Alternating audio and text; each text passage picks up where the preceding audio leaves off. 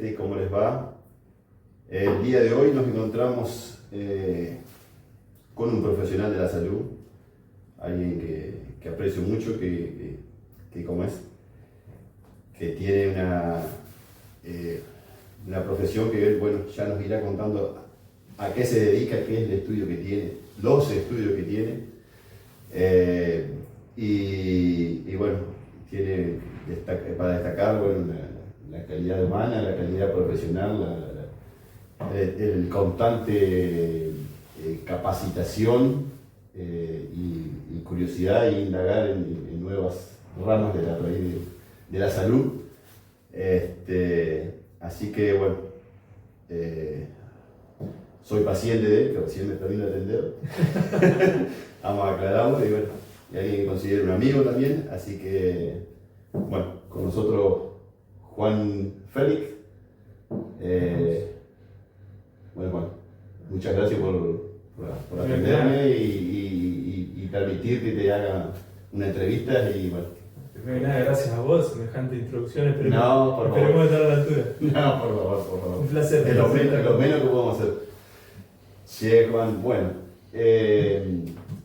para que por ahí la gente te conozca un poco más, si vos querés contarnos un poco por ahí tu historia de vida, de tus inicios, de dónde naciste, de dónde te criaste, dónde estudiaste, contarnos un poco de tu familia, lo que vos quieras contar. Bien. Antes de empezar a indagar la parte profesional tuya. Perfecto. Bueno, yo nací acá en Colón, hijo de Susana Ramuspe y Gabriel Félix, ambos docentes. Tengo un hermano mayor, Sebastián. Infancia feliz, disfrutando cuando Colón no era tan turístico. Hice mi primaria en el Colegio de las Hermanas, en el Colegio 112. Mis estudios secundarios los hice en la escuela normal y bueno, en 2005 me fui a estudiar a Villaguay. ¿A Villaguay? Sí, licenciatura en Kinesiología y Fisiatría. Ah, claro, está ahí la facultad. Sí. Que es dependiente de la Universidad Nacional de Entre Ríos. Ajá. Mirá vos. Así que eso, ¿en qué año me dijiste que fuiste al 2005. 2005 al 2010. Al 2010. ¿Ahí te recibiste? Ahí me recibí y de ahí me fui a terminar mis prácticas profesionales en La Plata. Ajá. Y una vez que terminé mis prácticas me quedé trabajando hasta el año 2013 que volví para Colón. No. Ahí abrí mi propia consulta. Sí. Y bueno, acá estamos desde entonces. Desde entonces, de 2013 sería entonces que empezaste Empecé a ejercer en Colón. En Colón. En 2011 empecé a trabajar en La Plata. En La Plata, y a partir de 2013 me vine a Colón. Mirá vos. Ahora, contame, ¿qué te motivó a estudiar lo que estudiaste? Hay varias ramas, porque en mi casa se convivía mucho con la salud y con la docencia. Mis padres docentes, o sea que hay una fuerte herencia genética docente, sí, por un lado, y por otra parte, mi padre que es profe de educación física, mi tío que es médico, y cuando trabajaban juntos siempre había algún debate y me interesaba mucho inclinarme hacia esos debates y a conocer un poco más y ver dónde podía aportar mi granito de arena. Esos fueron los primeros indicios que después decantó en la profesión en mi profesión. Digamos, ahí viene por ahí la tentación que tuviste. Sí. Che, Juan, bueno. A ver, contame un poco aparte de vos ser kinesiólogo, después todos los estudios que fuiste haciendo, todas las capacitaciones que tuviste, el perfil que por ahí tuviste en tu profesión, que me parece fascinante porque lo que me has estado contando en privado, me gustaría que vos lo cuentes al público. ¿Cómo fuiste progresando y cómo fuiste avanzando en distintas, aparte de ser kinesiólogo, que las otras ramas que estuviste avanzando? ¿Bien? Yo me recibo de kinesiólogo y desde mis prácticas hospitalarias siempre tuve la suerte de trabajar con con gente muy interesante, muy importante, por lo menos para mí, ya sea compañeros de trabajo o jefes. ¿Sí? La verdad que me fueron nutriendo bastante y siempre desde una perspectiva de mirar al ser humano en su globalidad y no solamente desde una parte más biológica o más mecánica, siempre trabajar con la persona como un todo. Eso me fue inclinando. En un primer momento me inclinó mucho hacia la parte deportiva. Yo mi primera especialidad, que la hice en 2011, arranqué en 2011, fue la especialidad en medicina del deporte. Después de eso siempre como la curiosidad como base y constantemente querer aprender un poco más. Me incliné hacia la osteopatía, que me pareció un mundo fascinante porque encontré esa globalidad, pero con la experiencia, con el trabajo, con el día a día, también me empecé a generar otras nuevas preguntas y eso me fue inclinando hacia la psiconeuroinmunología. A ver, repetilo más despacio, a ver que se entienda a ver lo que dice. Psiconeuroinmunología. Inmunología, no. Sí, es una palabra difícil, pero. Y debe ser difícil. Pero es muy interesante. Fascinante. Muy interesante, que también siempre. Yo creo que si uno va con la mente y con el corazón dispuesto a aprender, se aprende de todos los frentes. Desde la charla con el paciente hasta la clase con una eminencia, hasta el compartir, el debatir con los compañeros, con la familia. Siempre uno está. La curiosidad lleva a eso, a querer aprender y a estar abierto a aprender constantemente. Tal cual. Che, Juan, y a ver, yo quisiera que me cuentes por ahí de cosas que en las sesiones por ahí que yo tengo con vos, que me vas contando, ¿viste? El enfoque que le das ante el paciente que viene, que tiene un X problema de salud, cómo vos te orientás y decís, este problema viene de tal lado y lo relacionás todo para terminar en el problema que él manifiesta, que el dolor que tiene o lo que sea. Pero resulta que vos me venís con un dolor de cintura y terminás, no sé, con un problema que viene acá de la punta del pelo, del último pelo, ¿viste? La idea es, a mí particularmente, muchas veces estoy en desacuerdo con la palabra crónica, ¿sí? Con la cronicidad. Muchas veces me gusta tratar de mirarlo desde otro punto de vista. Los síntomas por lo general son síntomas, no son el problema real.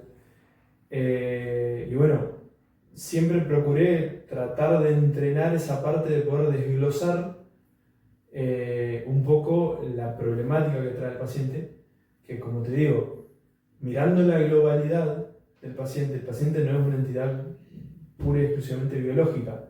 Que los síntomas sean más orientados hacia la biología no significa que no tenga que ver con sus problemas sociales, sus problemas emocionales, mismos sus problemas biológicos, mismos sus problemas digestivos o sus problemas por ahí desde la parte más familiar. Como te digo, el paciente es un todo y esa sintomatología siempre se ubica en un determinado lugar, ¿sí? Que pueden ser muy variados dependiendo del paciente, pero cada paciente es un mundo y la idea es tratar de desglosar cuál es esa problemática que el paciente trae, por más que sea el mismo síntoma que tuvo el paciente anterior. Claro. Ahora, yo me pregunto, de vos tu estudio de base, que fue kinesiólogo, a lo que estás estudiando hoy y te estás capacitando hoy, cuando viene un paciente, ¿en qué porcentaje aplicás lo último que estás capacitándote ahora y cuánto aplicás lo que fue de tu base en la parte de kinesiología? Porque yo me sorprendí la primera vez que vine. Yo vine por una cosa y dije, bueno, me va a hacer de goma en la camilla, pero. Fuimos una charla. Fue una charla. Fue una charla y hablamos de alimentación, hablamos de nutrición, de cosas que yo ni físico, Bueno, digo, ni me imaginaba que ¿Te estás juntando con tus amigos? también. Bueno, por eso digo, a mí me sorprendió esa parte que decís que me descolocaste mal a lo que yo tenía como conciencia de lo que es un kinesiólogo y lo que hace un kinesiólogo, ¿viste? Por eso te pregunto, ¿cuánto aplicás de lo que estás últimamente, que te capacitaste, y cuánto usás por ahí de la parte inicial tuya que fue la kinesiología? Depende mucho. A ver, a mí me gusta pensar como todo. O sea, la estrella de la sesión es el paciente.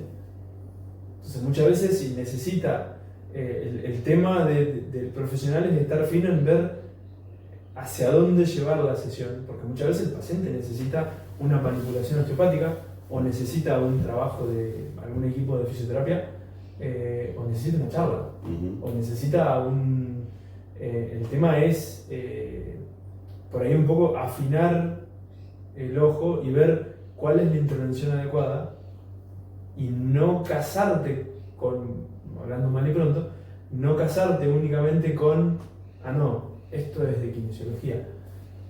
La realidad es que yo nunca dejé de ser kinesiólogo, tampoco dejé de ser osteópata. Yo al paciente lo abordo desde la herramienta que tengo. No puedo disociar esto es una cosa, esto es otra, porque, como te digo, lo que determina la intervención muchas veces es el paciente mismo.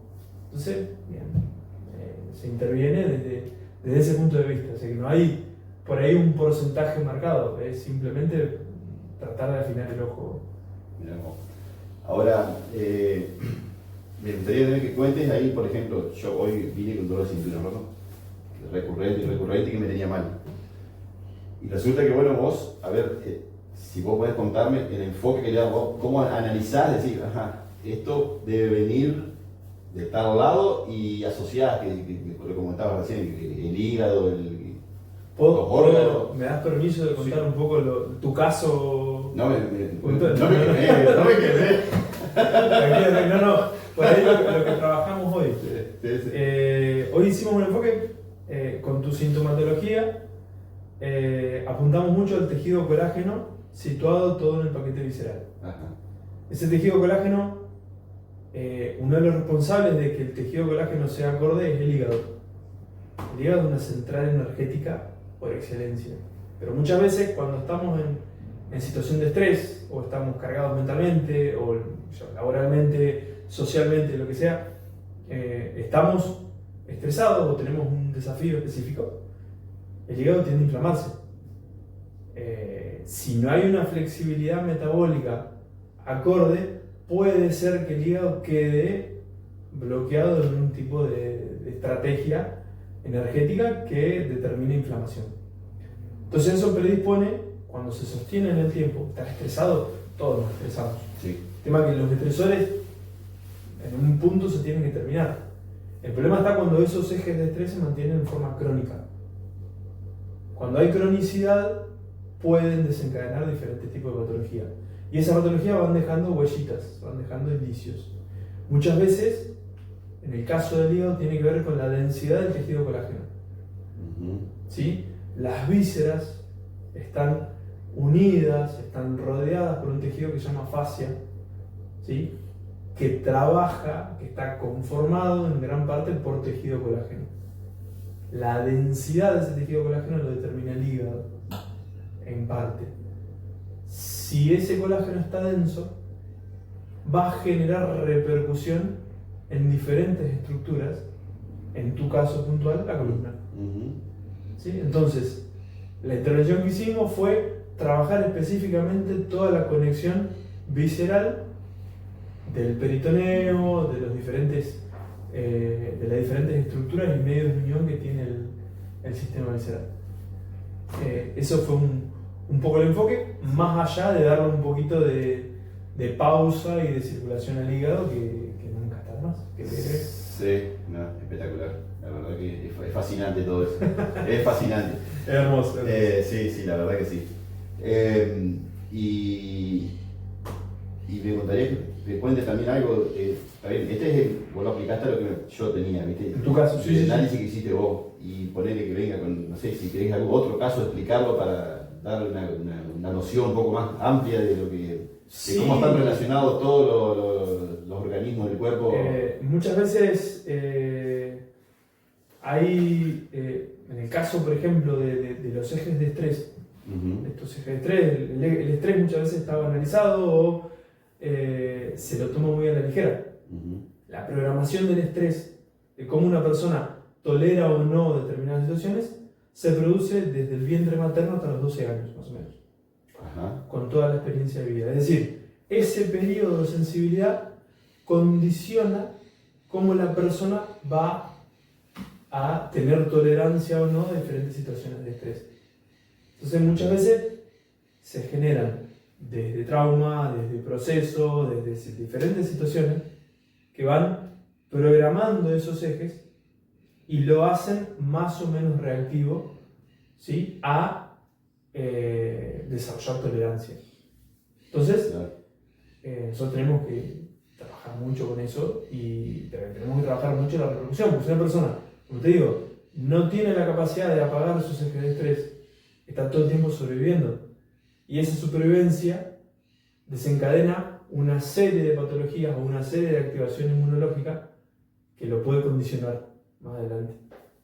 Esa es un poco la idea. Entonces por ahí muchas veces una sintomatología como una migraña se regula mucho desde los ejes de estrés. Ujú. O una sintomatología como mismo el bruxismo, el dolor de cuello, van asociados a diferentes tipos de emociones. No me quiero meter mucho en la rama de la psicología, yo no soy psicólogo, Ujú. pero sí tengo que saber qué manifestación le genera al paciente y trabajar en consecuencia. Claro. Como te digo, en el caso exclusivamente del bruxismo, la mandíbula es el arma que tiene el cuerpo, es el arma de defensa que Ujú. tiene el cuerpo. Cuando se hiperactiva, tiene un significado específico desde la neurociencia. Claro. Y Mirá. bueno, ahí tenemos que ir a buscar y a desglosarlo, ¿no?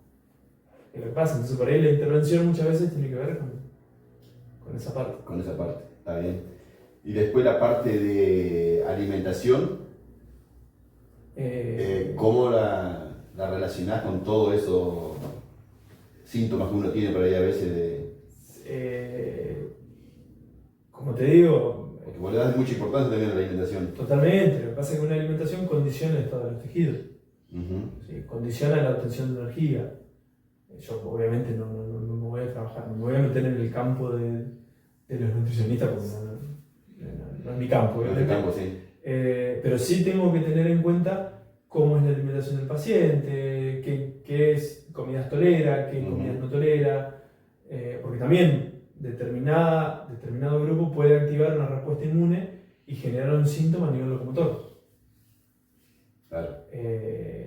Como te digo, una inflamación del intestino puede predisponer a dolores recurrentes de rodilla o fascitis plantares.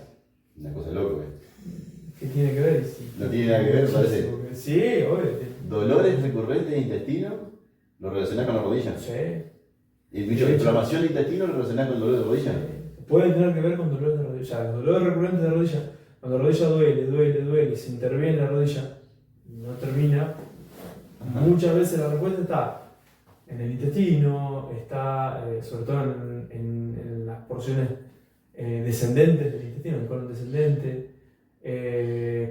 Muchas veces alteraciones desde el punto de vista inflamatorio ginecológico tienen que ver con el hígado, mismo el bruxismo, muchas veces el bruxismo tiene que ver propio con patologías del estómago.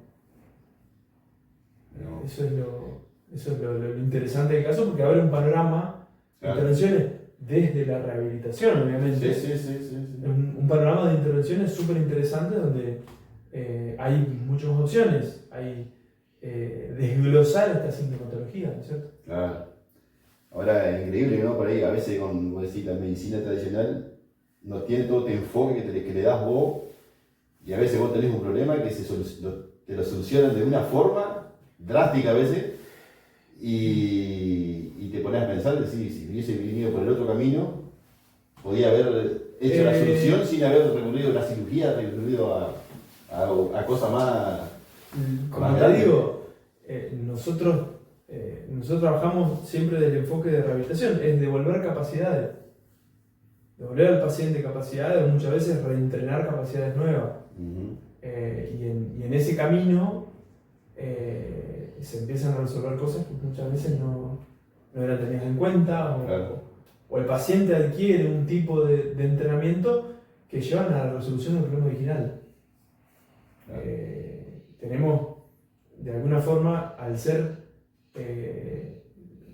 no poder medicar, en el caso de Argentina, el kinesiólogo no puede medicar, pero tampoco puede indicar muchos estudios complementarios. Puede indicar una radiografía o una resonancia. Entonces tenemos que valernos de otras estrategias en pos de rehabilitar funciones del paciente.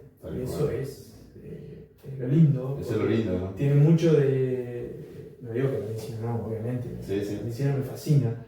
Pero también tiene la parte artesanal de estar mano a mano 1 hora con el paciente durante 10 sesiones, durante mucho tiempo, que es una ventaja que tenemos nosotros. Tenemos paciente una serie de sesiones durante un tiempo donde uno conoce al paciente más allá de la problemática que traiga.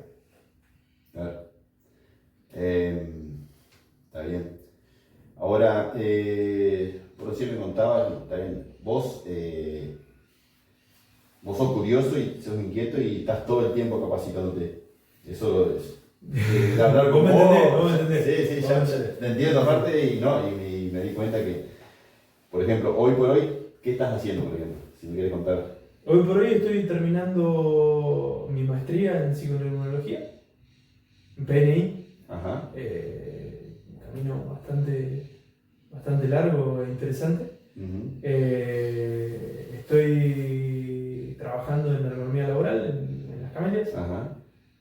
Tengo mi consulta privada y a su vez estoy trabajando en un grupo de terapeutas con esta rama de PNI, donde trabajamos con pacientes de diferentes países, que también en el grupo tenemos desde médicos, nutricionistas, psicólogos, kinesiólogos, osteópatas, tenemos una serie, somos pediatras, tenemos una batería de enfoques y bueno, por ahí lo estamos trabajando Y eso es gente de todo el mundo. Sí. Y cada cual vuelca sus conocimientos y análisis a la problemática que están analizando en este momento. Sí. Generalmente el paciente muchas veces llega a través de uno de nosotros, donde volcamos, hacemos una apuesta en común y cuando entrevistamos al paciente somos varios los que hacemos. Si bien hay uno que marca el ritmo de la sesión, pero todos podemos hacer intervenciones. Es una especie de junta médica que dirían que hacen a veces. Es como una suerte de ateneo donde podemos intervenir todos. Claro. Y la verdad que es muy gratificante porque no solamente compartimos con colegas y especialistas de diferentes áreas, sino que tratamos de ofrecerle un espacio cómodo al paciente para que obviamente no se sienta abombado. Ahora soy curioso ahí, ¿y ustedes qué hacen? ¿Terminan debatiendo entre ustedes, opinando qué enfoque le darían? ¿Qué interpretan de lo que pasa? ¿El paciente está participando de eso o lo dejan aparte y ustedes debaten y le vuelcan el...? Nosotros hacemos una apuesta en común, ¿sí? Muchas veces, porque también depende de la dinámica o la problemática que traiga el paciente. Hacemos una apuesta en común donde se presenta el caso, ¿sí? Hacemos una entrevista al paciente, ¿sí? Y si podemos generar algún tipo de intervención sobre el paciente, generamos durante la consulta, ¿sí? Y si no, también, una vez terminada la sesión, lo discutimos con el grupo y le planteamos estas intervenciones al paciente o las estrategias a seguir. Pero es muy enriquecedor. Muy enriquecedor, sí, la verdad que...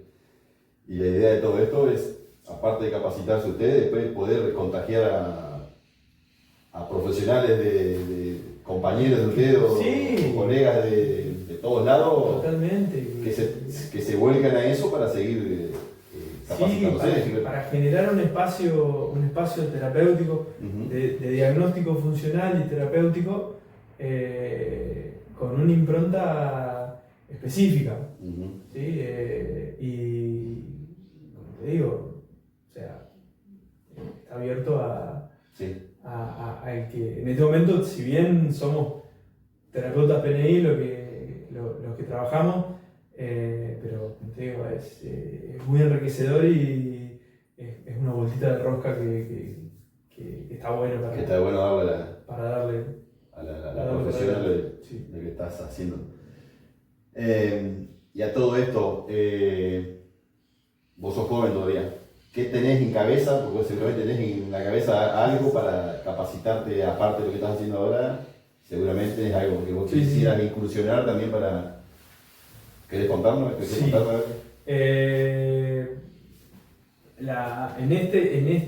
ver, uno cuando, a mí particularmente me pasa que a medida que vos vas aprendiendo y vas haciendo un camino dentro de la profesión,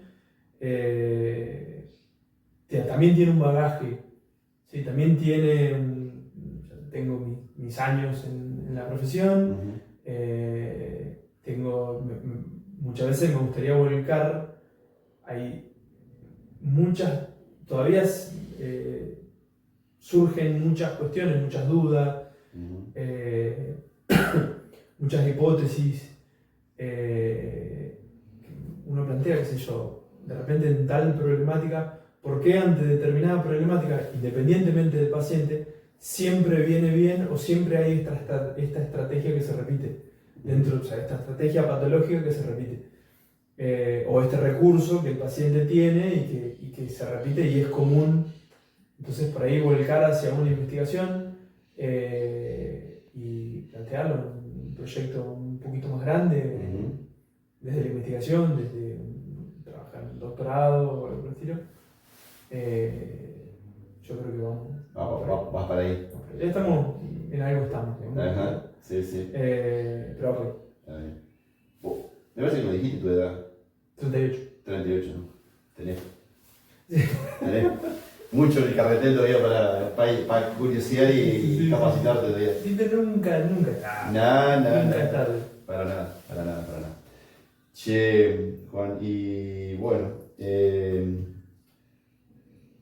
¿alguna recomendación para la gente en común que vos quieras dar, que se cuide, que preste atención, qué aspecto de la vida por ahí prestar atención o cuidarse para tener buena calidad de vida, cuidarse en la alimentación, no consumir ciertas cosas X, nosotros, que te hacen a la calidad de vida, que no te traigan después problemas de articulaciones, hay algo que... Hay varias cosas que son muy importantes. Ajá. Primero, el movimiento. El movimiento es clave, moverse desde el placer, es decir, desde la actividad física. Sí. Voy al gimnasio, voy a nadar, voy a hacer fútbol, lo que te guste, siendo coherente con las posibilidades de cada uno, pero la constancia del movimiento y del ejercicio físico es claro. Hay que moverse y hay que hacer... que pasan los años, con más razón me parece. Sí. Hay que moverse y hay que hacer lo que a uno le gusta. Sí, es decir, hay gente que le gusta caminar, que camine, hay gente que le gusta hacer pilates, que haga pilates, hay gente que le gusta bailar, que baile, fantástico. Eso es clave. Si es posible hacerlo en compañía, con gente del palo, digamos. Del palo. Ideal porque eso es tribu. Es tribu. Y la tribu es un idioma en común. Ajá. La tribu baja mucho los ejes de estrés. Y la comunión social, el trabajo o sea, la intervención terapéutica de tener un grupo de pertenencia, sea una familia, sea un grupo de amigos, sea una pareja, pero tener un grupo de pertenencia es fundamental, sobre todo para trabajar el sistema inmune, para que el sistema inmune no se dispare. El sistema inmune muchas Ajá. veces se A ver. dispara ante la noción de soledad. Cuando uno se siente solo, queda más expuesto. Ahí te aparecen las enfermedades. Te aparece el Es Alzheimer, te aparece... un gran predictor Ujú. de muchas enfermedades. La soledad es, y no estoy hablando de estar físicamente solo, uno puede estar solo y sentirse plenamente acompañado, Ujú. o puede vivir solo y disfrutar de soledad y sentirse acompañado, sino el sentirse El sufrirlo. solo, el sufrir la soledad, es un gran predictor es una puerta de entrada para muchas Para patologías. cualquier cosa. Sí. Y Alimentación. nada, y volviendo- siempre buscar algo que a uno lo complete, lo llene, le genere bienestar. Ujú. No desde el placer puro, sino desde el bienestar. Tal cual. A mí particularmente me gusta la música Ujú. y hacer música me fascina y me genera bienestar y tengo mi grupo de amigos con el que lo hacemos y lo disfruto un montón. Interesante, ¿no? La verdad. Ahora, volviendo a la que me decía, la actividad física, Sí. que es muy bueno. Yo por ahí tengo mis dudas, por ejemplo, que la actividad física que vos exigís mucho el cuerpo, ¿viste? Ajá. Los que hacen running, de que corren. Yo sé que es bueno en el sentido, pero después, con el paso del tiempo, las articulaciones, eso, ¿no sufren? ¿Qué pasa con todo eso? ¿No es que la estás desgastando más antes de lo normal al exigirla tanto? ¿O no pasa nada con eso? Al contrario. Al contrario. Las articulaciones se desgastan más si uno no las usa. Ajá.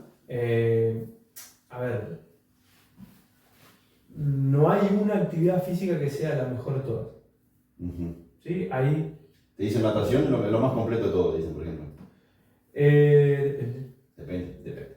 Depende del paciente, depende si le gusta, depende. Sí es un medio espectacular, Ujú. pero no es la solución a todos los A problemas todo. o Ajá. necesitas moverte a hacer natación porque depende. Depende. Como te digo, el abanico de posibilidades de la actividad física es muy variado y las necesidades siempre parten muchas veces desde el placer de la persona. Tal cual. Busca algo que te guste primero, Que lo sientas. ¿sí? Porque ese placer te va a llevar a la constancia Ujú. y esa constancia va a hacer que perdure en el tiempo. Exacto. Y eso es lo que realmente importa. Tal cual. Si es running, que sea running, que lo puedas sostener y siendo, como te digo, coherente con el físico y con la estructura física y mental de la persona, Ujú. el running, si es coherente, como te digo, si es coherente con vos, No es que signifique que te vas a desgastar antes las articulaciones. Hay No pasa una- eso, no pasa La nada. realidad es que el cuerpo está hecho para moverse Ujú. y se va a desgastar mucho, se va a deteriorar mucho más rápido si uno deja de moverse. Y si de repente no puedes caminar por lo que sea, Ujú. hace brazos. Y si no puedes hacer brazos, hace párpados. Y si no puedes hacer párpados, y bueno, o sea, mover la piel de la frente. Mover el cerebro, que sea. Movete. El cerebro, mover. Movete. Mirá vos. Qué Eso- bárbaro. Eso es lo Qué importante. interesante. Sí, sí. Y en hábitos alimentarios, ¿vos tenés algo como para recomendar o no querés meterte en la rama esa? Cuidarse de qué. Prefiero No opinar. porque es un campo que Sí, por sí. ahí prefiero que hablen más Lo específico de eso. sí, lo específico de... Che, Juan, bueno. No sé si hay alguna cosa que vos quieras contar, alguna cosa, recomendación, alguna. De tantas cosas que sabés que yo por ahí capaz ni se me ocurre preguntarte ahora, pero que vos quieras participar, comentar o aconsejar también. Primero que nada, bueno, como hablábamos hoy, moverse. Ujú, En este caso, tener tribu, ujú. generar un espacio donde haya tribu, donde haya gente afín. Ujú. Es fundamental acercarse a los afectos. ¿Sí? Los afectos y la vida en familia, en el concepto de familia, genera mucha calidad de vida.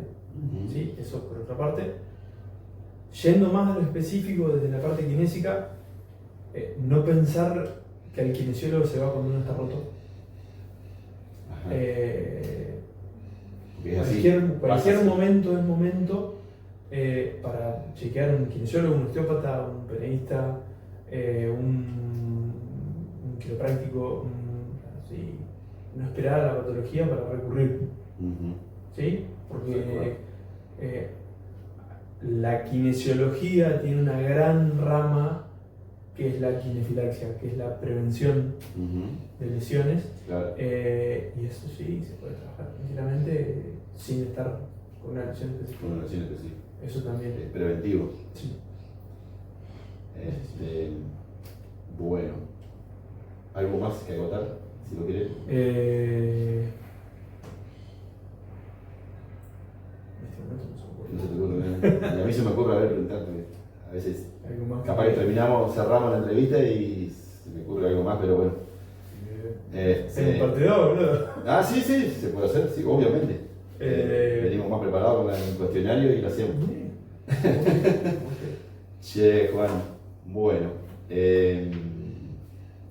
creo que bueno, un primer pantallazo ya tuvimos de todo lo que es tu profesión, de todo lo que te estás capacitando, ¿no? Así que para que la gente por ahí conozca un poco más, que a veces la gente no tiene ni noción de lo que está haciendo un osteópata, que hace un kinesiólogo, y menos el que está la que está estudiando ahora, ¿ves? ¿Me sale, no? Peneísta.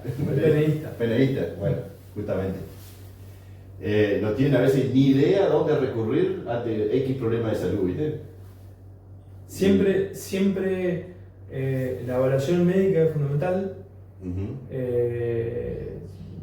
Siempre la consulta médica con médico clínico o con alguna especialidad es clave ante Ujú. un problema específico Sí. o ante una patología específica. Y después la consulta con nosotros, los rehabilitadores, también, y como te digo, no es necesario esperar a una lesión para consultar. Para consultar, exactamente. Sí, y bueno, agradecerte No, por favor, fundamentalmente por a el vos, a espacio. vos. La verdad que me encanta la propuesta que tenés, me parece súper interesante, ya lo charlamos un poco. Sí, sí, sí. Me alegro, me alegro. Hay que explorar este talento. Y bueno, a disposición para lo que Bueno, Juan, necesites. un gusto y un placer haber dialogado contigo y escucharte toda la sabiduría que tenés y el conocimiento que tenés. Es fascinante. Muchas gracias. Uno viene a la sesión y aparte de que vos apliques lo que sabés, la charla con vos te abre la cabeza en un montón de aspectos. La verdad que es de destacar. Muchas gracias. Muchas gracias. Y valorar mucho, porque no todos por ahí los profesionales se capacitan y se están capacitando, indagando y dándole al paciente una globalidad del problema que tiene, enfocándolo de un montón de puntos, ¿viste? Que uno no lo ve normalmente por ahí eso. Sin embargo, vos venís con un problemita acá y vos lo mirás de toda la vuelta y le buscás la vuelta para... Tratamos de buscar la vuelta. Eso está buenísimo, la verdad que es de destacar. Muchas gracias. Bueno, Juan, Hermano, un placer. muchísimas gracias. Muchísimas gracias.